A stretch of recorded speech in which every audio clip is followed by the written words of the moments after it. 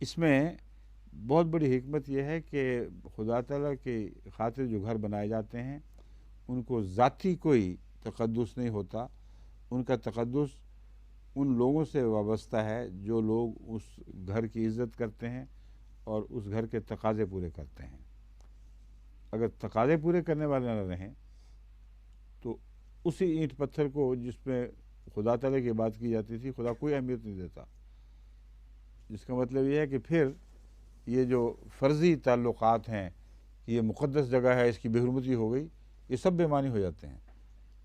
کیونکہ اللہ تعالیٰ خود اپنے بندے مقرر فرما رہا ہے کہ وہ حضرت سلمان کی عبادت گاہ جس سے مسجد کہا جاتا ہے اس کے اینٹ سے اینٹ بجا دیں، ٹکڑے ٹکڑے کر دیں، اس کے اندر جو لٹریچر ہے سب کچھ جلا کے خاک کر دیں.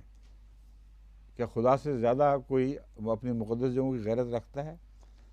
صاف پتہ چلتا ہے کہ خدا کا جو عمارتوں کو تقدس بخشنا ہے، یہ تقدس ایک ایسی چیز ہے جہاں انسانی ہاتھ پہنچ ہی نہیں سکتا.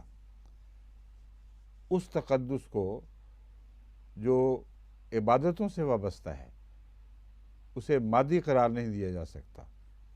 وہ ایک روحانی تصور ہے، اس کے گرد گرد بارکنا حولہ والا مضمون ہے، اور اپنی ذات میں وہ رہے نہ رہے وہ برکت باقی رہے گی. اس کا ایک تقدس اور عظمت رہے گی جس کی خاطر بار بار آباد کیا جاتا ہے.